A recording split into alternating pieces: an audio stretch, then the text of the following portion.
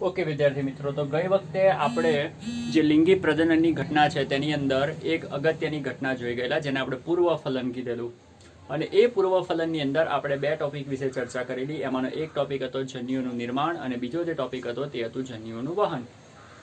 આજે આપણે લિંગી પ્રજનનની અંદર બીજો તબક્કો જોવાના છે, જેને આપણે કહેતા હતા ફલન. પહેલો તબક્કો કયો હતો? યાદ કરો, પૂર્વફલન. બીજો તબક્કો કયો હતો? યાદ કરો, ફલન. અને ત્રીજો તબક્કો કયો હતો? પશ્વફલન. તો આજે આપણે બીજો ટોપિક એટલે કે બીજો તબક્કો જોવા જઈ રહ્યા છે, જેનું નામ છે ફલન. તો સ્ટાર્ટ કરીશું. ફલન એટલે શું? ઓકે, ગઈ વખતે આપણે જે પૂર્વફલનની ઘટના હતી એની અંદર બે તબક્કાની અંદર જન્યુઓનું નિર્માણ અને જન્યુઓનું વહન શીખેલા. જન્યુઓના નિર્માણની અંદર આપણે વાત કરતા હતા કે બે પ્રકારના જન્યુ આવે. એક તો આવે નરજન્યુ અને બીજા જે આવે છે તેને આપણે કહીએ છીએ માદાજન્યુ. સવાલ એ છે કે ફલન શું કહેવાય? ફલન એ બીજું કશું જ નથી. નરજન્યુ અને માદાજન્યુ એ બંને જ્યારે જોડાશે, મતલબ કે ભેગા થશે,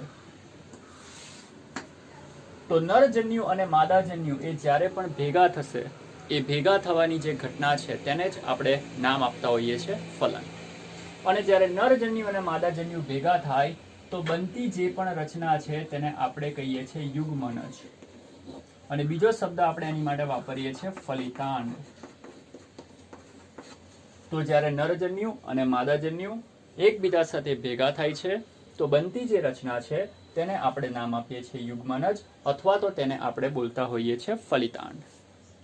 બીજી વસ્તુ આની અંદર શું યાદ રાખવાની જરૂર છે? ફલન એટલે શું દરેકને ખબર હોવી જોઈએ. હવે નરજન્યુ અને માદાજન્યુ જ્યારે એકબીજા સાથે જોડાય છે તો એ જોડાવાની ક્રિયાને ફલન કહેવાય, અને એ જે ફલન છે એનાથી બનતી રચના એને યુગ્મનજ અથવા તો ફલિતાંડ કહેવાય.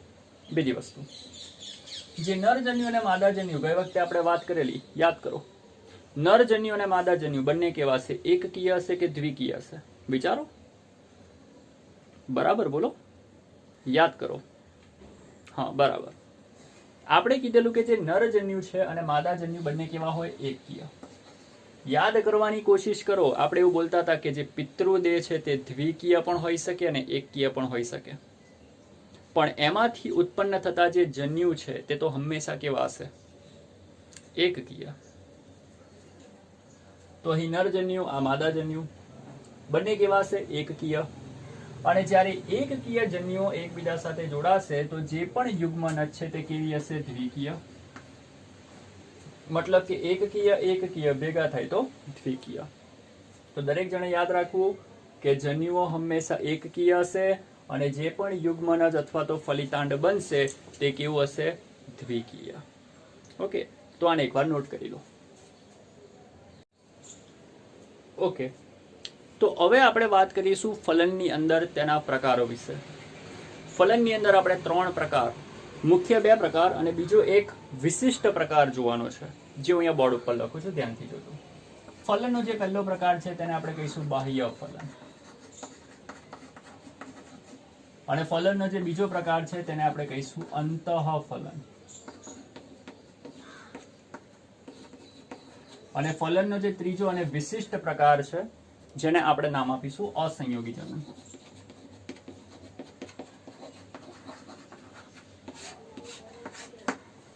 ત્રણ પ્રકાર આપણે ફલનમાં જોવાના છે. એમાંનો પહેલો પ્રકાર છે બાહ્ય ફલન. ફલનનું જેવું નામ છે એવું જ કામ છે. બાહ્ય એટલે કે શરીરની બહાર. જ્યારે નર અને માદા પોતાના જન્યુઓને શરીરની બહાર છોડે છે અને શરીરની બહાર જ એ જન્યુઓ એકબીજા સાથે જોડાઈ જાય છે અને ફલિતાંડ બનાવે છે, તો એ ક્રિયાને આપણે નામ આપીશું બાહ્ય ફલન. ફરીથી, બાહ્ય ફલનનો મતલબ શું? જ્યારે નર અને માદા પોતાના જન્યુઓને શરીરની બહાર છોડે અને શરીરની બહાર જ એ જન્યુઓ એકબીજા સાથે ભેગા થઈ જાય અને ફલિતાંડ બનાવે, તો એ પ્રકારના ફલનને આપણે નામ આપીશું બાહ્ય ફલન. બાહ્ય ફલન જોવા કોનામાં મળે? તો કે બાહ્ય ફલન જોવા મળે અસ્થિમત્સ્યની અંદર અને ઉભયજીવી. એમાં આપણે ઉદાહરણ લઈશું દેડકાનું. દેડકાની અંદર શું થાય કે જ્યારે દેડકો પ્રજનનક્ષમ બની જાય અને પ્રજનન કરે ત્યારે નર અને માદા દેડકો પ્રજનનની ક્રિયામાં જે સમાગમની ક્રિયા કરે છે, એ સમાગમની ક્રિયા બાદ નર દેડકો પોતાના શુક્રકોષને બહાર તરફ ત્યાગ કરે અને માદા પોતાના અંડકોષોનો બહાર તરફ સ્ત્રાવ કરી દેતા હોય છે. બહાર એટલે કે શરીરની બહાર, અને એ પણ એવા વિસ્તારમાં કે જ્યાં પાણી, તળાવ હોય, કોઈ પણ મતલબ કે પાણીનો વિસ્તાર ખાબોચિયું હોય પાણીનું, એવા બધા વિસ્તારની આસપાસ કોઈ વિશિષ્ટ સ્થાનો પર એ લોકો પોતાના જનન કોષોને એટલે કે નરકોષ અને માદા કોષોને છોડી દેતા હોય છે.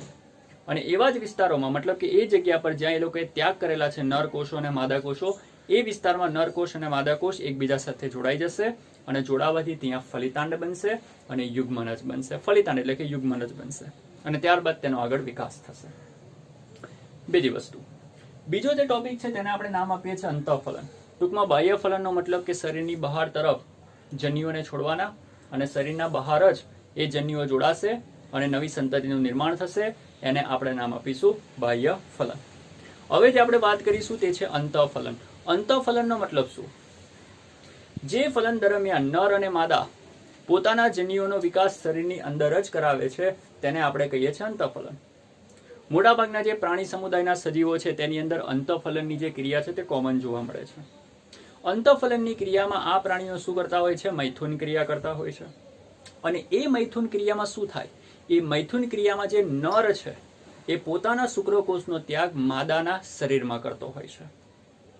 નર પોતાના શુક્રકોષનો ત્યાગ માદામાં કરતો હોય છે, જેના પરિણામે માદા શરીરની અંદર શુક્રકોષ અંડકોષ સાથે ભેગા થતા હોય છે અને માદાના શરીરની અંદર ફલિતાંડ અથવા તો યુગ્મનજ રચાતું હોય છે. તો જો યુગ્મનજનું નિર્માણ માતાના શરીરમાં થાય, માતા અથવા તો માદા, જો યુગ્મનજનું નિર્માણ માદાના શરીરમાં અથવા તો સજીવ શરીરની અંદર જ થાય તો તેને આપણે કહીશું અંતઃફલન. અને દેડકાની વાત કરો તો તેમાં શું થાય? નર દેડકો, માદા દેડકો પોતાના કોષોને ક્યાં નાખે છે? શરીરની બહાર. જનન કોષોને ક્યાં નાખે? શરીરની બહાર. અને બહાર જ ફલન થઈ જાય, એને કહેવાય બાહ્ય ફલન. અને મોટાભાગના જે પ્રાણીઓ છે તેમાં મૈથુનની ક્રિયા દ્વારા નર પોતાના શુક્રકોષને માદાના શરીરમાં મોકલે છે અને માદાના શરીરની અંદર શુક્રકોષ અને અંડકોષ એકબીજા સાથે જોડાઈને ફલિતાંડ બનાવે છે. તો ફલિતાંડ શરીરની અંદર બન્યું માટે આપણે તેને કહીશું અંતઃફલન. તો આ રીતે ફલનના બે મુખ્ય તબક્કાઓ છે. મુખ્ય બે એમાંનું એક છે બાહ્ય ફલન અને બીજું કયું છે? અંતઃફલન. ત્રીજો જે તબક્કો એને આપણે વિશિષ્ટ કેમ કીધો તો એને સમજો. આપણે વાત કરીશું એની માટે મધમાખી. જો મધમાખી છે, ડ્રોસોફિલા ફળમાખી છે, કેટલાક વિશિષ્ટ પ્રકારના ફુદ્દાઓ છે જેની અંદર આ પ્રકારની પેટર્ન જોવા મળે છે. એમાં હોય છે શું એને ધ્યાનથી ખાલી સમજવાની કોશિશ કરજો. જો આપણે વાત કરીએ મધમાખીની અંદર તો મધમાખીમાં જે માદા છે એ પોતે દ્વિકીય છે અને જે નર છે એ પોતે એકકીય છે. માદા દ્વિકીય છે અને નર એકકીય છે. માની લો એકકીયની અંદર આપણે 16 રંગસૂત્ર બતાવી દઈએ તો દ્વિકીયમાં કેટલા રંગસૂત્ર બતાવવા પડશે? 32, કારણ કે 16 દુ 32. n નો મતલબ 16 થાય તો 2n નો મતલબ 32 થાય. હવે જ્યારે પ્રજનન કરવું હોય તો પ્રજનન ક્યારે થાય? પ્રજનન જ્યારે આપણે ફલન કરવું હોય તો ફલન ક્યારે થાય? ફલન ત્યારે થાય જ્યારે નરજન્યુ અને માદાજન્યુ એકબીજા સાથે જોડાય. અને આપણે હમણાં જ વાત કરી કે નરજન્યુ અને માદાજન્યુ બંને કેવા હોવા જોઈએ? એકકીય. તો ફલન કરવા માટે નર અને માદા બંને જન્યુ એકકીય પેદા કરવા પડશે. તો એને આપણે કઈ રીતે પેદા કરીશું? તો ધ્યાનથી જોજો. અહીં જે નર છે તે સમવિભાજનની ક્રિયા કરશે. અહીં જે નર છે તે સમવિભાજનની ક્રિયા કરશે અને સમવિભાજનની ક્રિયાના પરિણામે n માંથી n બનશે. આપણે આના વિશે આગળ ચર્ચા કરી ચૂક્યા છે કે સમવિભાજન થાય તો n માંથી n જ બને અને અર્ધીકરણ થાય તો અડધું થઈ જાય. તો નર સમવિભાજનની પ્રક્રિયામાંથી પસાર થશે અને પોતાના જનન કોષોને એકકીય સ્વરૂપમાં ઉત્પન્ન કરશે. અને જે માદા છે તે અર્ધીકરણમાંથી પસાર થશે અને અર્ધીકરણમાંથી જ્યારે તે પસાર થશે તો 2n માંથી n અને n નું નિર્માણ કરશે. નર સમવિભાજન કરશે અને એકકીય સંતતિ પેદા કરશે અને જે માદા છે તે અર્ધીકરણ કરશે અને એકકીય જન્યુઓ પેદા કરશે. નર સમવિભાજનથી એકકીય જન્યુ પેદા કરે અને માદા અર્ધીકરણથી એકકીય જન્યુઓને પેદા કરે છે. હવે આગળ જઈને શું થશે? માદાનો એકકીય જન્યુ અને નરનો એકકીય જન્યુ આ બંને એકબીજા સાથે જોડાઈ જશે અને n જોડાય તો અહીંયા શું બનશે? 2n. અને 2n નો મતલબ શું થાય? માદા કે નર? તો કે માદા. 2n નો મતલબ થાય માદા. તો આ જે સંતતિ છે તે માદા તરીકે વર્તશે. અને જે સંતતિ એટલે કે જે જન્યુ n છે, મતલબ કે n છે, આ n એકકીય જન્યુ આગળ જઈને જાતે જ વિકાસ પામી જાય છે.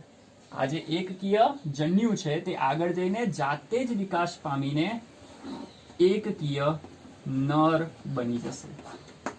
ફરીથી માદાનું અર્ધીકરણ થયું જેથી એકકીય બે જન્યુ બન્યા. નરનું સંવિભાજન થયું તેથી એકકીય જન્યુ બન્યો. માદાનો એકકીય જન્યુ નરનો એકકીય જન્યુ જોડાઈને દ્વિકીય જન્યુ બનાવ્યો, દ્વિકીય ફલિતાંડ બનાવ્યું અને એ જે દ્વિકીય ફલિતાંડ છે તે શેમાં રૂપાંતરિત થશે? માદા. કેમ? કારણ કે મધમાખીની અંદર દ્વિકીય કોણ હોય? માદા. તો અહીં માદા બનશે. અને જે જન્યુ ફલન કર્યા સિવાયનો બાકી રહી ગયો છે તે પોતાની જાતે જ વિકાસ પામી જશે અને પોતાની જાતે જ વિકાસ પામીને એકકીય કોણ હોય? તો કે નર હોય. તો કે નર બની જશે. મતલબ કે આ જે જન્યુ છે તે ફલન થયા વગર જ નરમાં રૂપાંતરિત થઈ ગયું. મતલબ કે અહીંયા ફલન થયું છે, અહીંયા ફલન થયું છે, માદાના વિકાસમાં ફલન થયું છે, પણ નરના વિકાસમાં કોઈ ફલન જ નથી થયું. અને ફલન વગર સંતતિ ઉત્પન્ન થવાની જે આ ક્રિયા છે એને જ આપણે કહેતા હોઈએ છીએ વિશિષ્ટ પ્રકારનું ફલન, અસંયોગી જનન.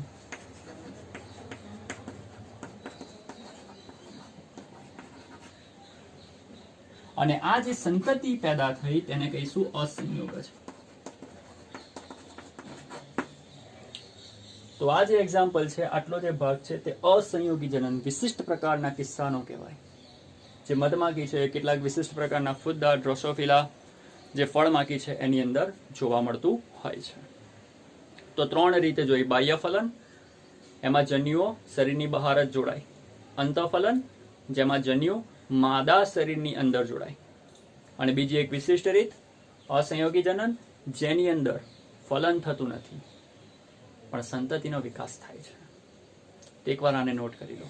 અહીંયા આપણો ફલનનો ટોપિક પૂરો થયો.